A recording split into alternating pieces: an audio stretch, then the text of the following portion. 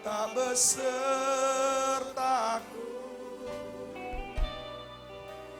Ku tak mau berjalan, ku perlu Tuhan. Pimpin langkahku dengan kasih karunia-Mu.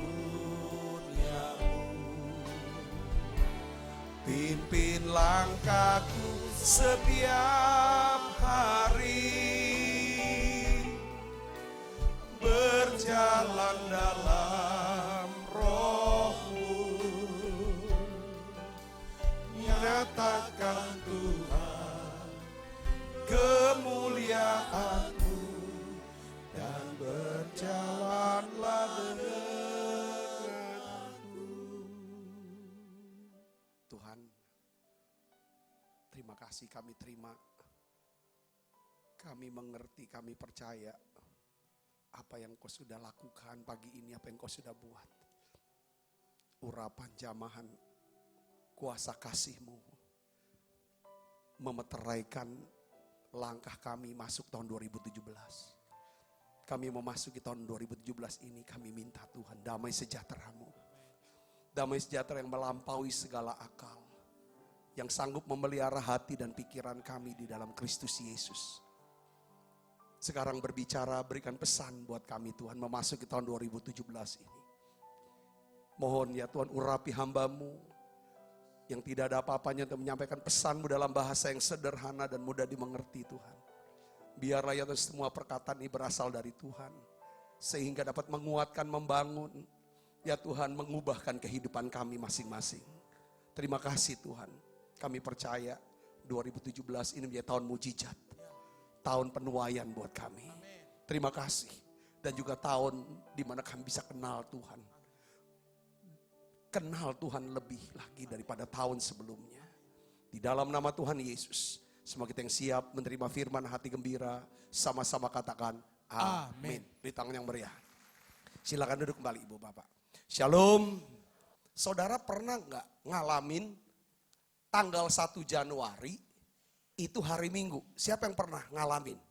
Ini saya berpikir ini hari yang spesial sekali. Hari pertama tuh namanya hari Minggu.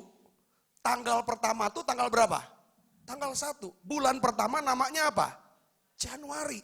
Itu 3 kebetulan. Saya yakin itu ada 3 berkat yang sekaligus yang Tuhan mau limpahkan buat kita. Angka 3 itu angka utuh. Makanya tadi saudara waktu persiapan untuk khotbah, ya kan seperti Tuhan omong saya, kamu jangan khotbah dulu. Aku mau lepaskan 3 macam berkat, 3 macam damai sejahtera, ya kan, yang supaya memasuki 2017 ini, saudara semuanya kita dipimpin oleh Tuhan. Tanda seseorang dipimpin oleh Tuhan adalah hidupnya dikuasai oleh apa? Damai sejahtera dari Allah. Nah, ini yang paling dirindukan semua orang. Ya kan, ini paling dirindukan, dan damai sejahtera yang dari Allah ini, saudaraku, itu beda dengan damai sejahtera yang diberikan oleh dunia, cuma senang-kesenang, enggak. Tapi itu lebih daripada kesegaran fisik, lebih daripada kesenangan daripada jiwa, tapi itu dalam banget saudara. Kenapa? Damai sejahtera yang Allah mau beri, saudaraku, yang kita harus miliki di 2017 sepanjang tahun ini. Damai sejahtera ini damai sejahtera yang hasil daripada apa saudaraku? Karya Kristus di atas kayu salib. Dia mati di salib untuk apa? Mendamaikan kita. Kita yang berdosa terpisah dari Allah. Terbuang sebenarnya. Tapi karena kelahiran Yesus, penebusan Yesus di atas kayu salib, Allah mendamaikan kita lewat Yesus Kristus. Sehingga saudaraku, kita percaya Roma 5 ayat 1 katakan apa saudaraku? Sebab itu kita yang dibenarkan karena iman, kita hidup dalam damai sejahtera dengan Allah oleh karena siapa? Tuhan kita, Yesus Kristus. Karena kita punya iman, kita percaya akan penebusan Yesus Kristus, maka semua kita yang berdosa, saudaraku, dibenarkan. Dibenarkan. Ketika kita dibenarkan, di sini katakan kita bisa hidup dalam damai sejahtera dengan Allah, diperdamaikan. Kita dibebaskan, ayat Yang kedua di sini katakan saudaraku, oleh dia kita beroleh jalan masuk oleh iman kepada kasih. Nah ini dia, 2017 saya berdoa supaya saudara semuanya punya akses, punya jalan masuk untuk apa? Kepada kasih karunia. Saudaraku, kasih karunia, di dalam kasih karunia ini kita bermegah dalam apa? Ada sukacita, kita bisa bersukacita dalam pengharapan akan menerima kemuliaan Allah. Nah hari ini saudaraku, saya ingin sharing secara singkat. Saudaraku sebagai renungan saja. Nah Pak Niko katakan tahun 2017 sebagai tahun mujizat. Tahun mujizat. Mujizat adalah sesuatu yang kita tidak bisa kerjakan, tetapi itu dikerjakan oleh Allah buat kita. Dan juga tahun penuaian, artinya orang-orang kita kasihi yang jauh dari Tuhan, yang tidak kenal Tuhan dan tidak percaya sama Tuhan, mereka akan bertobat dan menyembah Tuhan, melayani Tuhan bersama-sama. Katakan amin, tahun penuaian. Saya percaya ini akan terjadi. Nah saudara, saya percaya bahwa Tuhan Yesus datang, dia berikan yang namanya damai. Damai artinya didamaikan dengan Allah. Kalau kita sudah didamaikan oleh Allah, pasti kita akan punya damai sejahtera. Orang yang punya damai sejahtera, saudara, adalah orang ini. Dia selalu kayaknya terbuka. Makanya kemarin bilang gini, bangkitlah dan menjadi teranglah. Sebab terangmu sudah datang dan kemuliaan Allah sudah terbit atasmu. Saudara, itu Yesaya 60 ayat 1. Bangkitlah, menjadi teranglah, sebab apa? Terangmu datang dan kemuliaan Tuhan terbit. Terangmu datang, artinya apa saudara? Terang Tuhan ini datang, maksudnya kita nggak lagi jalan dalam kegelapan. Waktu terang datang, tandanya apa? Di sini ada damai sejahtera. Saudara, damai sejahtera inilah yang akan menuntun kita. Memberikan tuntunan, buat pikiran kita jadi terbuka ketika kita kalut. Ketika kita panik, bingung, nggak tahu mau buat apa-apa, itu terang muncul dalam bentuk apa? Damai sejahtera. Yang ngerti katakan amin.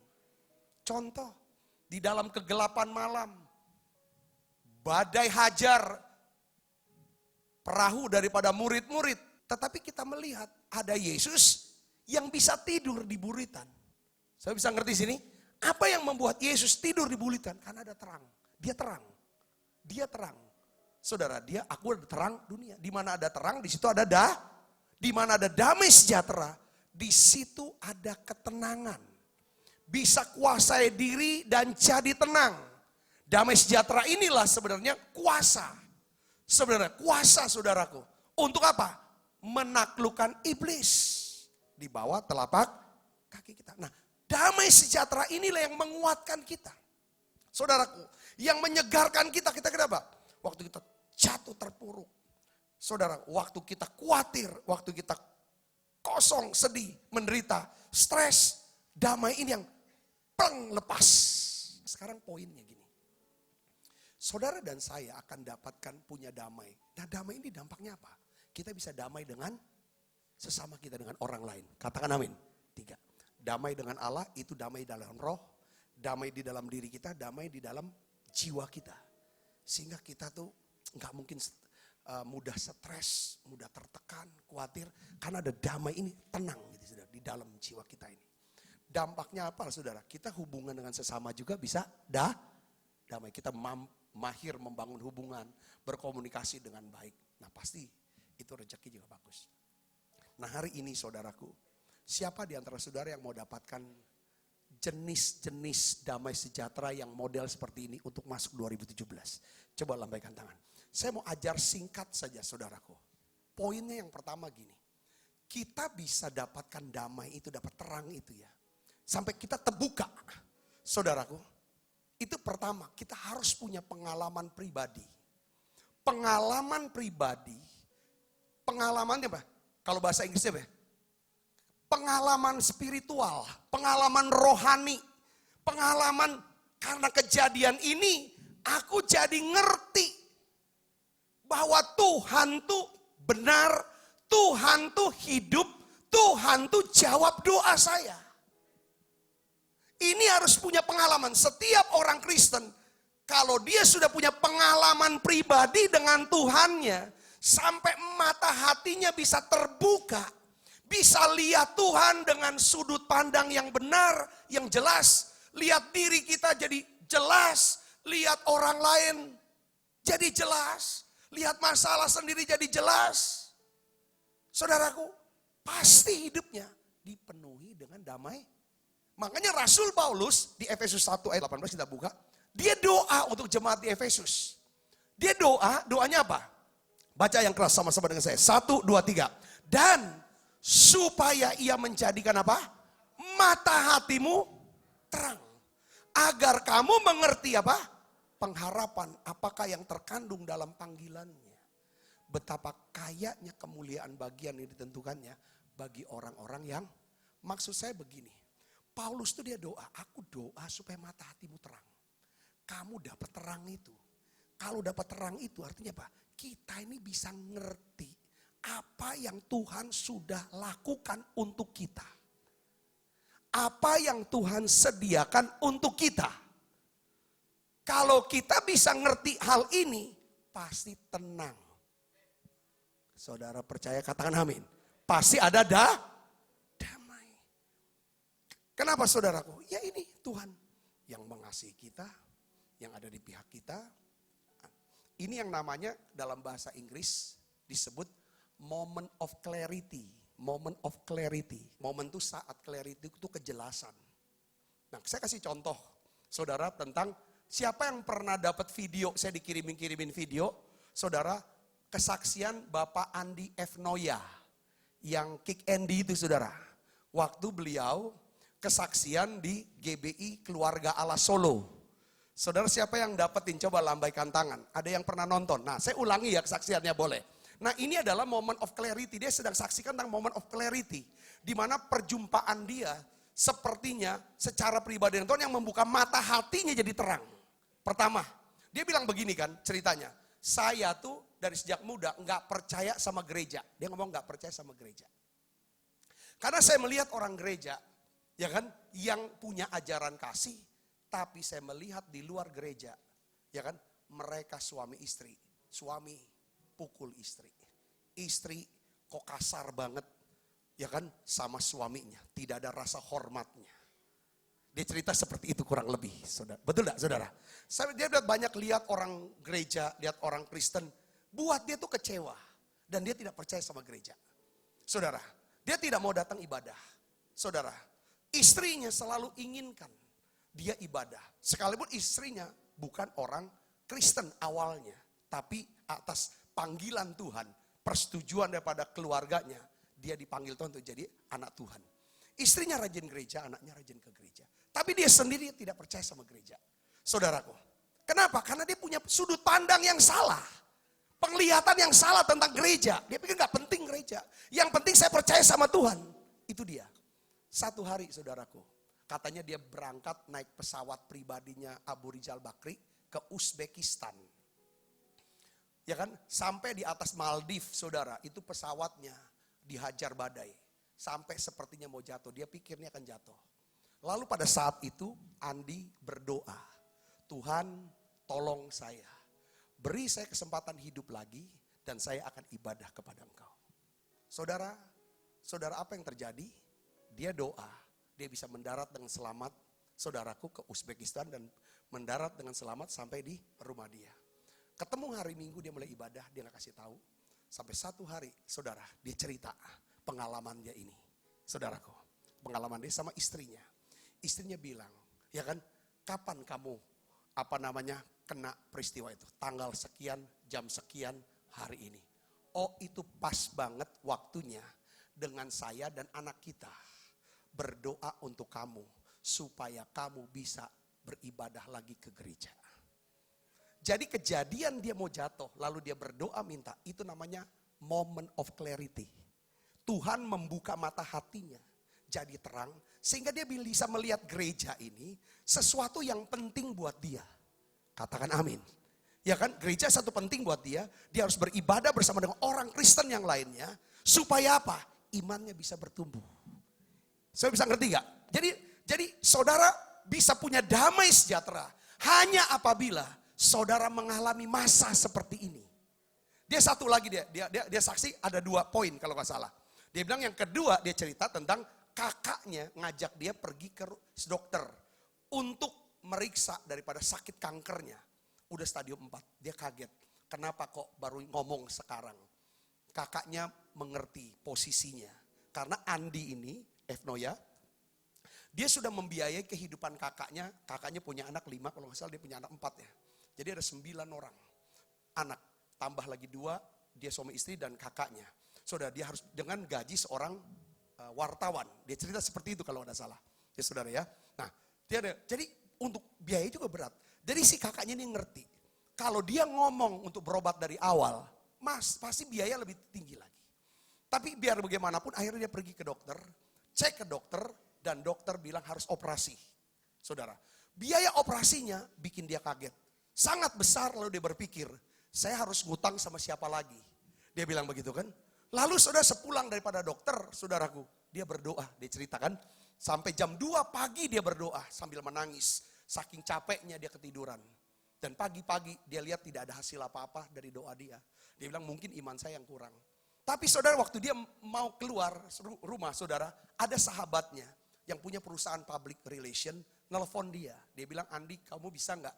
Tolonglah kamu menggantikan Renal Kasaldi untuk jadi pembicara seminar public relation untuk Bank BNI. Wah saya mau ngomong apa? Saya nggak tahu. Pokoknya kamu ngomong apa aja lah. Pokoknya kamu datang gantiin. Singkat kata, dia jadi pembicara dan seminarnya sukses. Lalu dia dikasih amplop, saudara. Dia cerita gitu kan, dikasih amplop.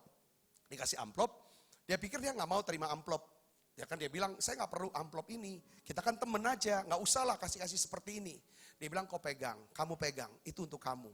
Ya kan tidak ada kaitannya dengan pekerjaan kamu sebagai wartawan. Ya, memang dia wartawan tidak mau terima amplop katanya ya kan.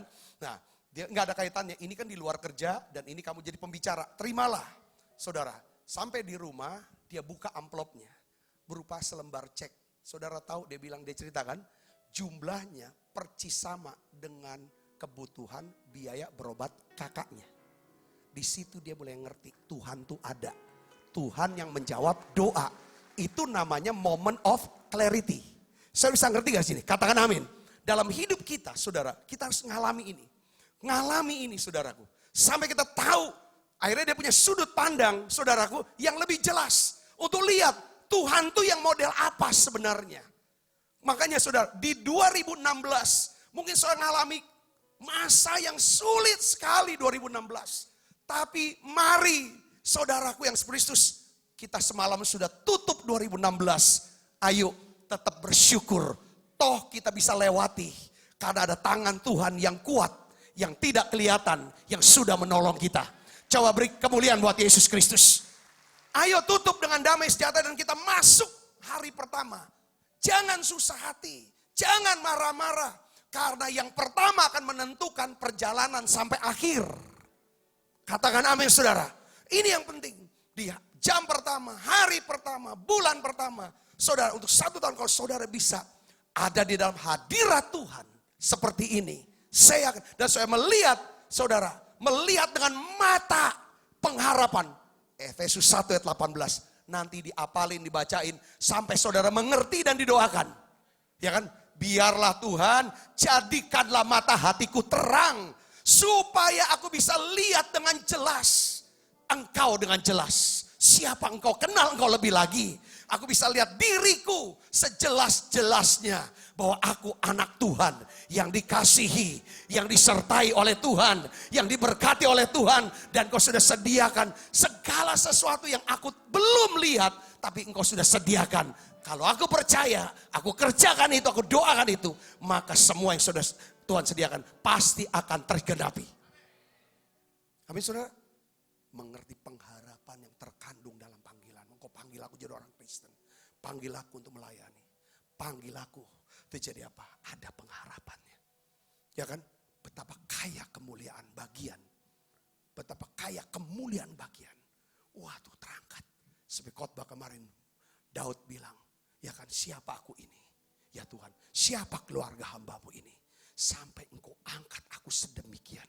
Bahkan masih gak cukup. Di matamu Tuhan. Engkau masih kirim lagi orang-orang. Ya kan. untuk keluarga hambaku ini sampai ke depan. Katakan amin.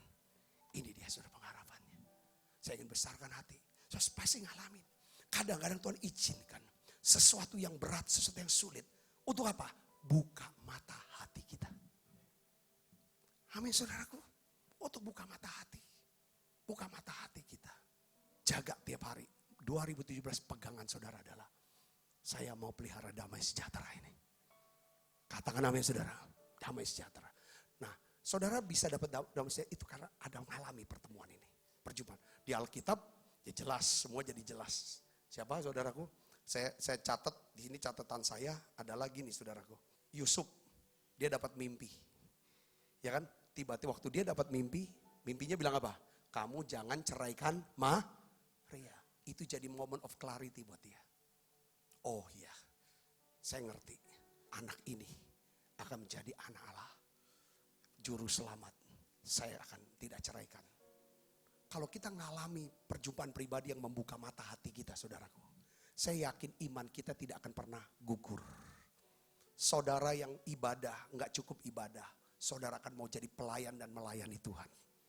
Ini harus ngalami moment of clarity saudaraku. Moment of clarity. Katakan amin. Satu teman waktu saya doakan dia kena kanker. Dia ngomong gini, Pak, selama hidup saya cuma hidup hanya untuk diri saya. Waktu yang saya pakai hanya untuk urusan saya. Apapun semua tentang saya. Saya orang Kristen, Bapak yang baptis saya. Dia bilang begitu. Masih muda saudara orangnya. Saudara masih muda. Dia menikah dan juga masih belum punya anak pada waktu itu.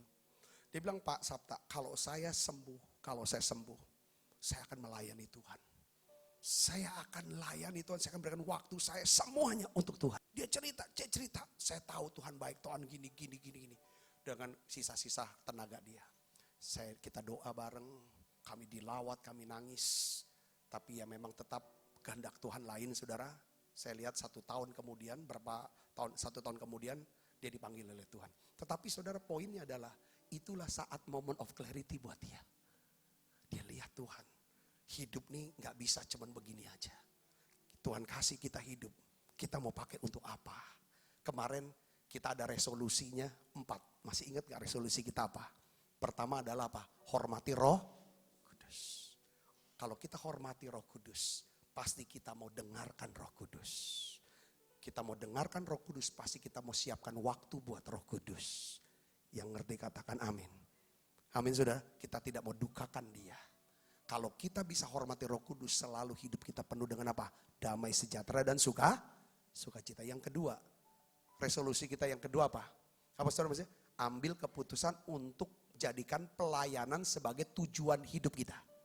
Katakan amin saudara. Alasannya begini, waktu kita orang berdosa, saudaraku, kita bertobat dan percaya Yesus. Kita semuanya diselamatkan dan memperoleh hidup yang kekal. Semua saudara yang percaya Yesus, percaya sudah dapat hidup yang kekal, punya rumah di sorga, iya, katakan amin.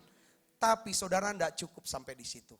Tuhan juga siapkan mahkota buat kita. Kenapa? Karena kita waktu kita diselamatkan, ya saudara, bukan karena perbuatan baik kita. Tapi karena iman, karena kasih karunia. Katakan amin.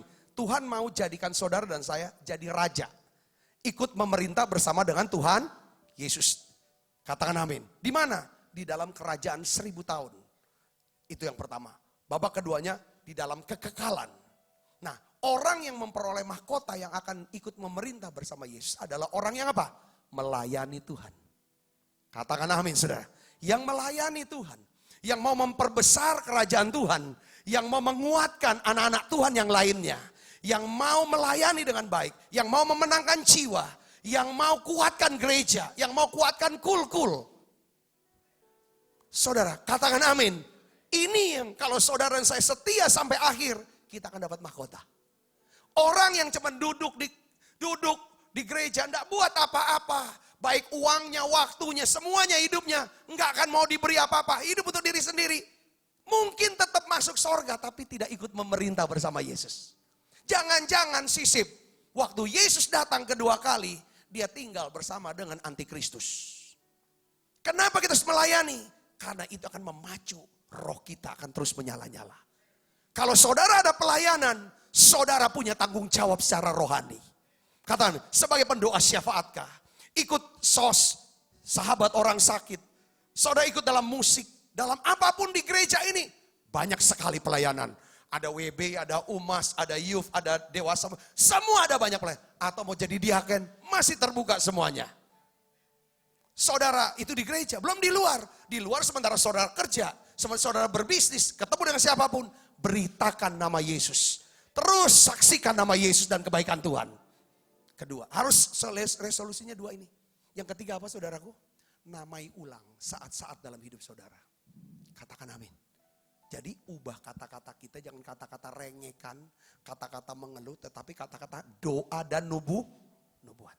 Yang keempat, harapkan tuaian yang besar karena kita menabur benih yang besar. Itu kemarin kita bahas. Saudara mau dapatkan damai sejahtera? Pertama, ngalami ini. Kalau kita nggak pernah ngalami yang namanya satu perjumpaan cara pribadi. Saya mau nanya sama saudara pribadi.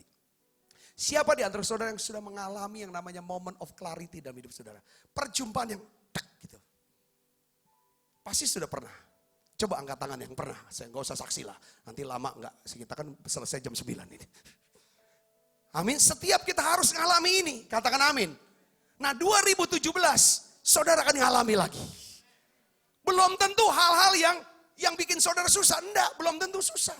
Seperti Maria, enggak. Maria waktu ketemu malaikat, malaikat sampaikan firman Allah. Di situ dia mulai tangkap.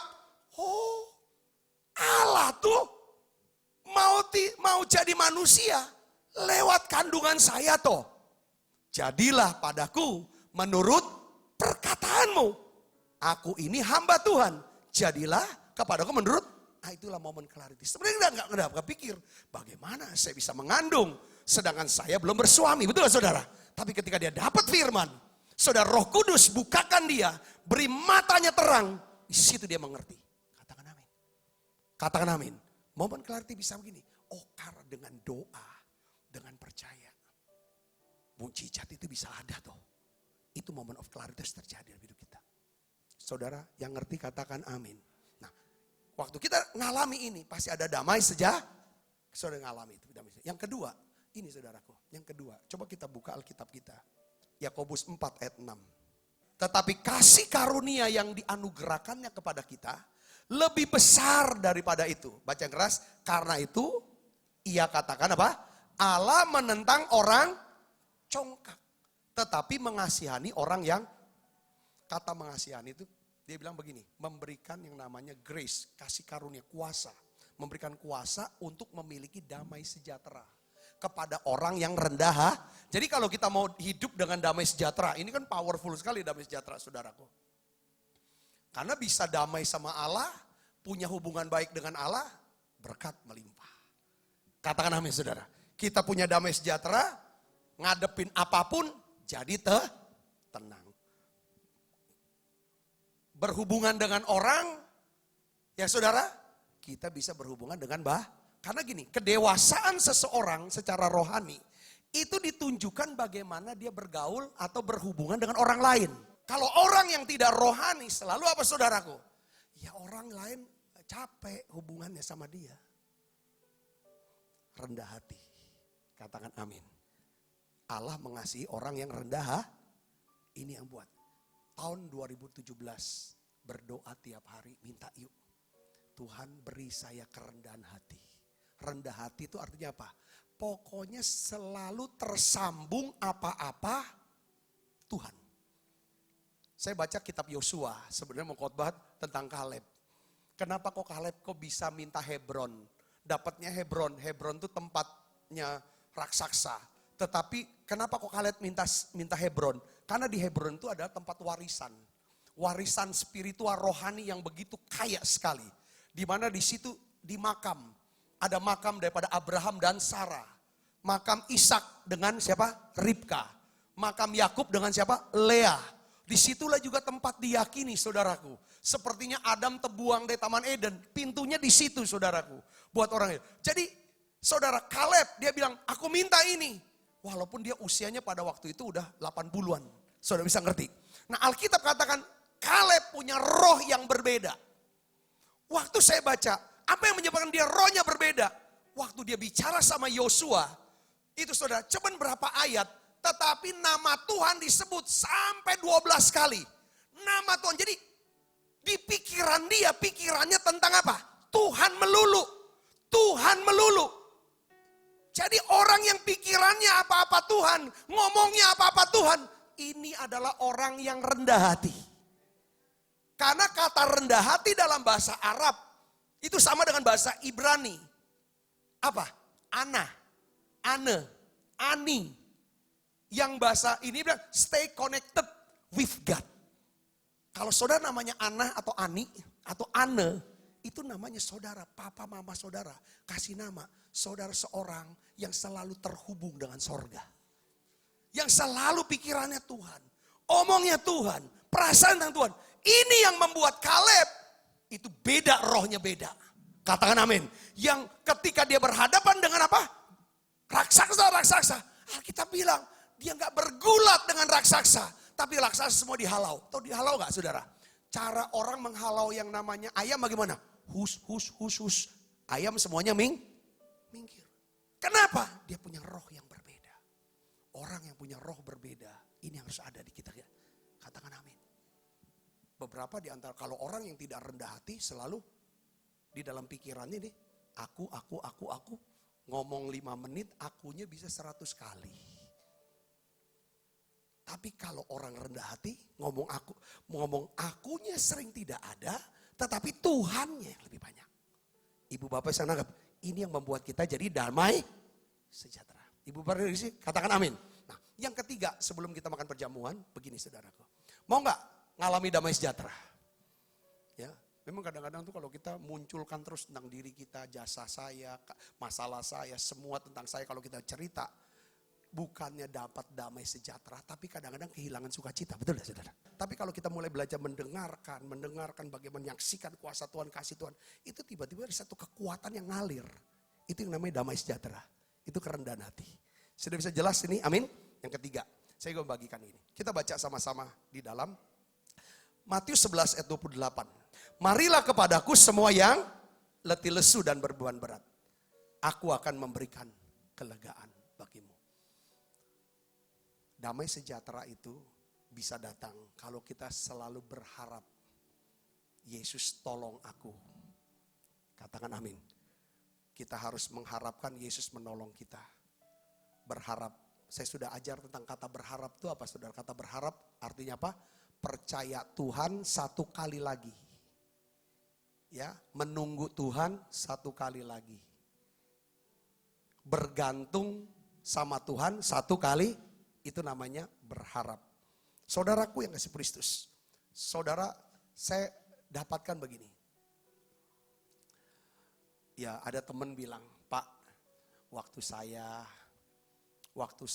kami ini lagi susah secara ekonomi. Kok kami bisa rukun, suami istri bisa rukun, baik. Ya, mungkin istri antar makanan, tempat kerja saya, tahan, naik angkot dan lain sebagainya. Tapi dengan berjalannya waktu kami berdoa, kami kerja dan dibuka jalan. Tuhan angkat kami sukses dalam hal pekerjaan, karir dan keuangan. Lalu kok tiba-tiba kami ini jadinya hubungan jadi genting, malah genting. Wah, saling menyakiti, saling bagaimana ya? Kok gara-gara kita nih sukses kok malah jadi gak bahagia. Kami ini gak ada damai jadinya Pak. Gimana? Jadi kalau dipilih gimana Pak suruh pilih? Mau balik lagi gak Pak? Susah lagi. Tapi ada damai, yang menurut Bapak ada damai. Atau tetap begini, gimana? Ya saya bilang begini, jangan selalu berpikir kalau lagi sedang di atas, gak ada damai. Lebih baik balik lagi lah, miskin lagi supaya ada damai. Belum tentu saudara. Ngerti gak saudara? Katakan amin. Kadang nih ibu-ibu terlalu ekstrim atau bapak-bapak terlalu ekstrim. Sebenarnya ya, kalau kita gak bisa memenuhi kebutuhan hidup kita yang minimal, kita tuh pasti gak akan pernah ada damai sejahtera. Betul gak saudaraku? Ya gimana lihat anak lapar, nangis terus ya dah. Kita gak bisa kasih makan. Masa mau minta terus sama tetangga? Itu yang pertama. Yang kedua, masa kita harus ngutang terus untuk bayar uang sekolah atau minta? Betul gak saudara? Nggak bisa ada damai. Tapi saya mau kasih tahu begini. Kalau kita sudah bisa memenuhi kebutuhan kita yang minimal, sudah cukup bahkan lebih dari cukup. Sebenarnya disitulah yang Tuhan memang ingin beri kepada saudara dan saya. Kalau mau minta lebih lagi, kalau yang lebihnya ini nggak dipakai untuk berbuat baik, untuk nolong orang, untuk pekerjaan Tuhan, ujungnya nggak ada damai sejahtera. Katakan amin. Ya kan, itu aja poinnya sana, saudaraku. Jadi akhirnya ngomong gini, percuma kayak nggak ada damai. Ya, damai itu datangnya kalau saudara dan saya suka deket sama Tuhan. Makanya Yesus berkata, mari kepadaku kamu yang letih lesu dan berbeban berat. Aku akan berikan apa? Kelegaan. Kata kelegaan ini saudara, lebih daripada kesegaran fisik. Saudara tur pergi mungkin ke Bali. Ya kan, saudara yang punya uang pergi ke Bali. Atau saudara yang mungkin gak punya uang, tur pergi ke BKD. Benteng Kuto Besak gitu kan. Itu ndak bisa dapatkan kelegaan di sana. Atau mau jalan-jalan ke Singapura juga, nggak bisa ada kelegaan. Karena gini, kalau saudara punya masalah, ya kan, dan saudara nggak bawa ke Yesus, saudara bawa ke Bali, bawa ke Singapura, bawa ke Benteng Kuto, tetap masalah ngikutin saudara. Maka Tuhan bilang gini, mari kepadaku kamu yang datang dulu ke Yesus, tanggalkan bebanmu, aku beri kelegaan, berangkatlah ke Bali. Baru kau bisa nikmati liburan. Katakan amin. Kalau masalah nggak ditanggalkan, liburan, justru kita ketemu terus kan 24 jam. Makin ribut besar, itu perang. Perang harusnya dunia ketiga, ini dunia ketujuh. Sudah capek, keluar duit, bekelahi terus suami istri malah. Sama anak, marah terus anak masih kecil itu. Saya bisa ngerti gak maksud saya di sini? Jadi damai sejahtera itu datang pada waktu kapan? Kita selalu mau dekat sama Tuhan. Hatiku tenang. Yuk, kita bangkit berdiri yuk. Hatiku tenang berada dekatmu. Kaulah jawaban hidupku. Hatiku tenang berada dekatmu. Kau yang pelihara hidupku. Pertolonganmu begitu ajaib. Kau telah memikat hatiku. Di saat aku tak sanggup lagi, di situ tanganmu bekerja. Pertolonganmu begitu ajaib.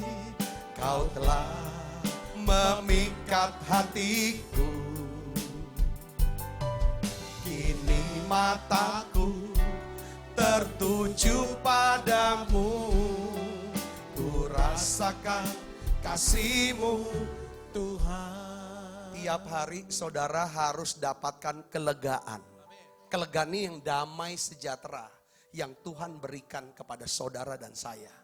Kelegaan inilah saudaraku yang kita perlukan untuk mengatasi apa?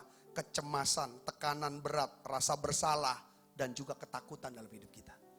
Saudara, ketika ada kelegaan, disitulah saudara mulai ada apa? Mata hati kita jadi terang. Katakan amin.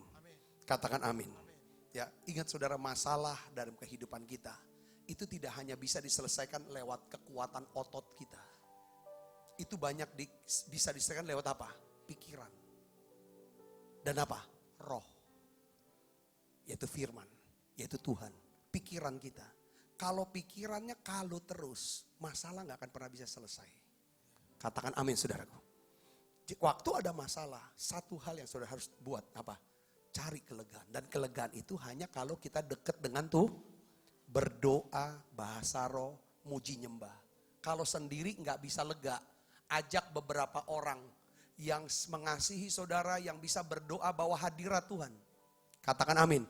Itulah makanya kenapa harus ada komunitas, entah kula, entah komunitas diaken, entah komunitas pendoa, dan lain sebagainya. Untuk apa saudara? Untuk kita saling membantu. Karena kita perlu pertolongan dari Tuhan Yesus. Yesus bisa nolong kita lewat siapa? Saudara-saudara seiman kita. Ibu bapak yang ngerti katakan amin. Yang pertama-tama yang harus saudara selesaikan waktu kena masalah yang membuat kita takut, yang di sini harus lega. Sehingga di sini dan di sini ada damai sejahtera. Ibu bapak bisa nangkep 2017. Ya kan? Resolusi sudah jelas. Pertama, hormati Roh Kudus. Yang kedua, jadikan pelayanan sebagai tujuan hidup saudara.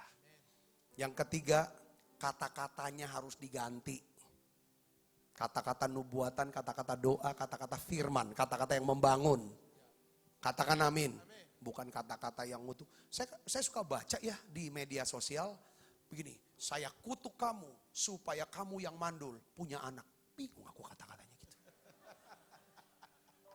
Pernah gak saudara? Ya tulis gitu. Saya kutuk kamu 2017 kamu punya rumah baru. Dia bilang, kok gitu? Aneh orang berarti saya. Itu enggak. Kata-kata kita enggak boleh kata-kata pakai gitu. Bisa nggak aku kutuk kamu supaya kamu yang mandul punya anak? Bisa nggak? Enggak lah. Kutukan itu kuasa jahat yang bekerja lewat perkataan kita. Katakan amin saudara. Hati-hati. Jangan dimain-mainin kata-kata. Salah kata. Yang kerja tuh yang lain. Katakan amin saudara. Kita harap yang kerja Roh Kudus dan Tuhan dan malaikatnya. Katakan amin saudara. Bukan yang lain. Nah hari ini kita akan makan perjamuan. Saudara bisa dapatkan sesuatu pagi ini amin. Damai sejahtera. Ngalami perjumpaan secara pribadi dengan Tuhan. Tiap dalam kehidupan saudara. Belajar terus rendah hati. Di sini semuanya Tuhan. Di sini Tuhan. Di sini Tuhan. Saudara punya roh yang berbeda. Saudara akan dapatkan Hebron. 2017 saya yakin. Saudaraku saya yakin. Ada sesuatu yang besar. Intinya dekat sama Tuhan. Intinya takut sama Tuhan. Intinya kenal Tuhan yang punya mata. Yang bisa lihat pengharapan yang Tuhan sediakan buat kita. Katakan amin saudara. Yuk para hamba Tuhan bisa ambil tempat untuk kita makan perjamuan di hari pertama, tanggal pertama, bulan pertama, tahun baru ini.